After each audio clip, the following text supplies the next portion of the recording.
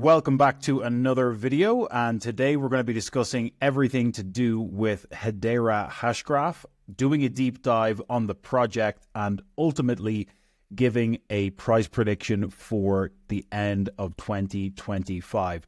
But as always, before we jump into the topic of today's video, make sure that you are subscribed below. Hit that bell notification icon so that you can stay up to date with all of the latest crypto news and hit your crypto goals. And make sure to give the video a like if you want to keep getting more videos. We are uploading multiple times per week, so make sure you are subscribed and hit the like button to stay up to date with everything. So without further ado, we're going to jump into today's topic, which is obviously Hedera Hashgraph, or HBAR as it is more commonly referred to as. Basically, at a high level, Hedera is a Hashgraph. Technically, they do not, technically it's not a blockchain, but they do often brand themselves as an enterprise style blockchain. Even in Davos, the Davos convention this year in January of 2024, some of the decks that they were using were referring to themselves as a blockchain, I think ultimately to make their business and their technology more palatable for people and businesses and institutions and enterprises that may not be as familiar with hash graphs. So basically it's more of a marketing position to kind of brand themselves as a blockchain, even though technically they are a hash graph. So basically Hedera tries to differentiate themselves on a couple of different levels. Just taking some of the stats from their website here, they do a huge amount of throughput on the blockchain itself. So 116 million transactions in the past 24 hours, 3.17 seconds to consensus finality, with an average cost per transaction of what I think is 1/100th of a cent, and average kilowatts per transaction. Extremely efficient in terms of the power and electricity usage that the blockchain uses. I think what they try to do is keep this average cost per transaction as a fixed amount, so you don't get the type of inflation with gas fees or transaction fees as you do on the likes of Ethereum, Bitcoin and other blockchains. They have a more of a fixed per transaction cost, which is obviously a bit of an incentive for if you're, wanting to do a high amount of transactions or a high amount of throughput on HBAR. And, from a development perspective as well, it helps to keep your costs low. And the other thing that they really try to push is the large amount of transactions per second compared to the likes of Bitcoin and Ethereum. So 10,000 transactions per second versus 12 transactions per second on Ethereum, or something like 3 transactions per second on Bitcoin. Now, obviously, there are other blockchains like Solana and a handful of others that do have even higher transaction per second rates, above 50,000 transactions per second. But this is one of the, let's say, the pillars that they try to differentiate themselves on, with a high amount of transactions per second. And at a high level, some of the real kind of use cases that they brand on their website, or that they push on their website, are kind of around stable coins, as well as functional use cases for DeFi, NFTs, decentralized identity, sustainability, and obviously real-time affordable crypto payments. So they're kind of dipping their toes in a few different use cases. Again, I think it's just the sheer power of the amount of transactions per second that they really try to brand themselves on, and building up a huge amount of partnerships in terms of the governing council, which is basically a huge amount of blue chip corporations that they have managed to secure on their governing council. The likes of Boeing, Google, IBM, LG, Tata Communications. So they've got a crazy amount of these companies and these large blue chips on their governing council, providing insights and building on Chainlink. Now, it's worth also considering how much of this is incentivized, or how much of this is, more of a marketing play rather than actual use cases, and are these businesses being incentivized to build out solutions on HBAR? Again, we can debate that, but it's interesting to see how many, truly large scale partnerships and members of their governing council they have managed to secure, in spite of the fact that some of these may be being incentivized to build on HBAR by getting some money in their pockets or large discounts for doing so. In terms of enterprise adoption, they've obviously built out a few partnerships here as well, and having a number of other enterprises building on the HBAR Hashgraph. So again, worth considering and thinking about how much of this could potentially be incentivized versus how much of the actual activity happening on chain is more organic versus incentivized. But again, I think there's a lot of high quality partnerships, a lot of high quality enterprise applications that are being built out on HBAR. So again, they've made a lot of moves over the past couple of years since 2021 for building out a lot of these partnerships and these enterprise applications. So this brings us on to the tokenomics side of things, which kind of leads into the upcoming price prediction that we will have towards the end of this video. But to kick things off, Hedera is currently sitting at a 0.069 cent mark, so just under 7 cents.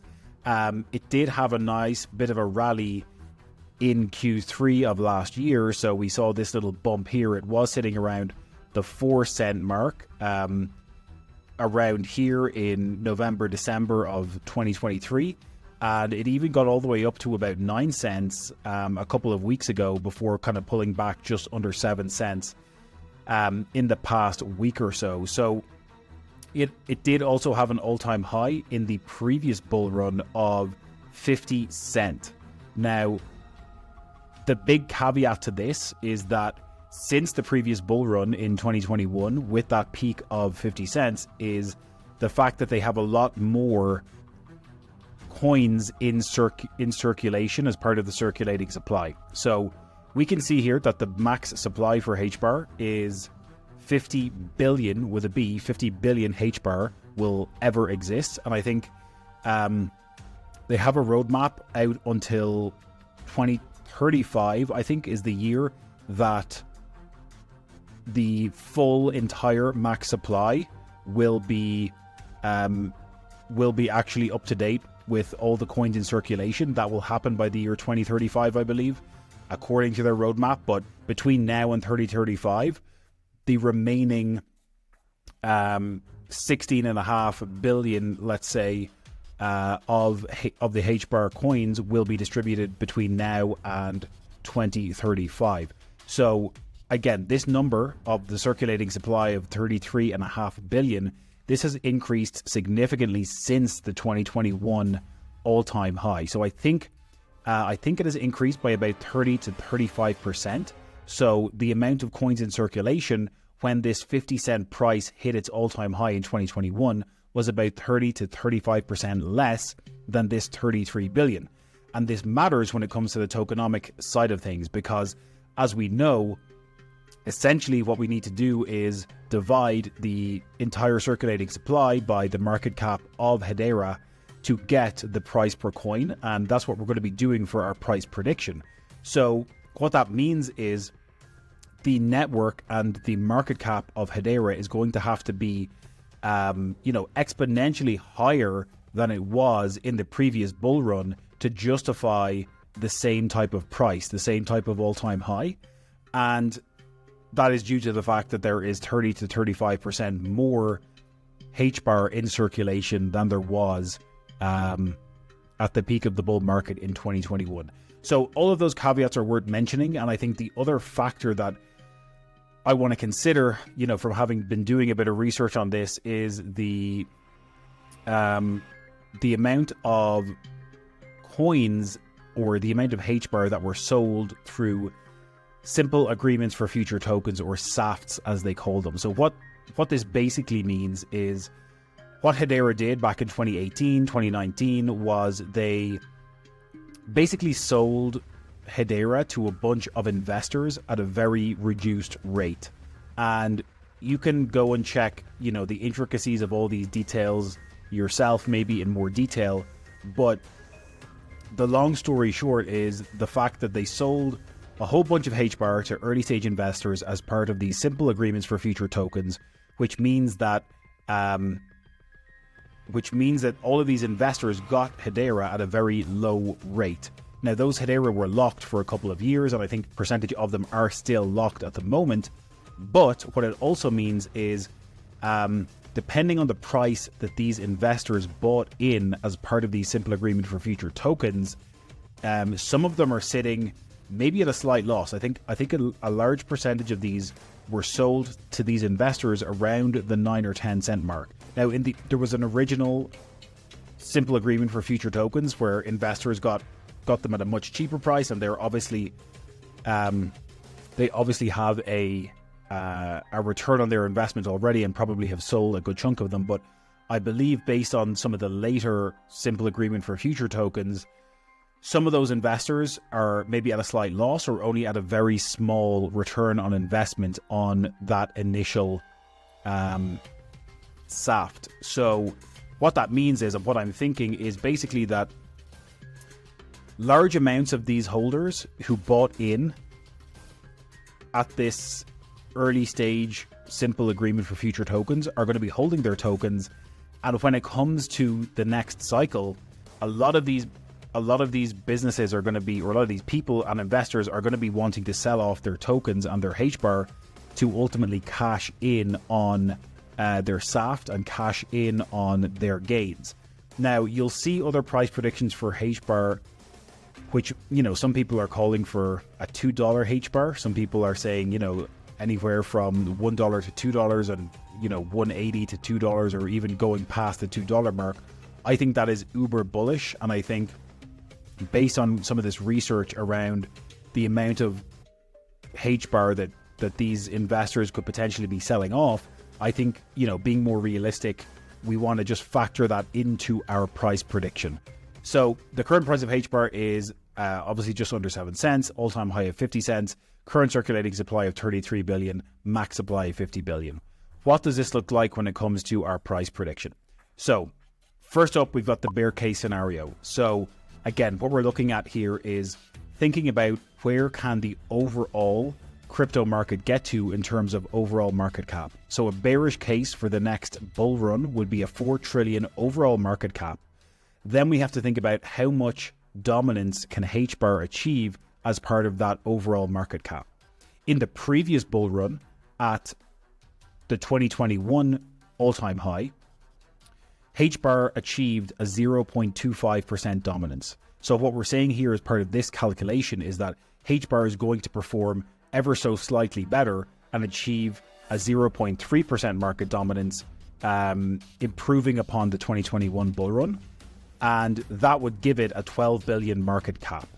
And then the 12 billion market cap divided by 36 billion HBAR, we've taken this 36 billion because obviously there's about 33.5 billion in circulation as of right now. But by the time we get to Q4 of 2025, when we estimate the top of the next bull run to be, we are thinking, based on the issuance schedule of HBARs to enter circulation between now and then, we'll probably be somewhere around the 36 billion HBAR mark. So for the bear case scenario, taking into account all of these variables, of course, there's a number of moving variables here, but we have to give some sort of estimate, and we have to plug in those variables as best as we can. That would give us a 0.33 USD, so 33 cent HBAR in our bear case scenario. Moving on to the base case scenario, what we're assuming here is a total crypto market cap of about 6 trillion. We're improving upon the HBAR dominance. So we're saying that HBAR is going to perform, again, a little bit better than the previous bull market. It could reach a 0.35% dominance instead of a 0.3% dominance.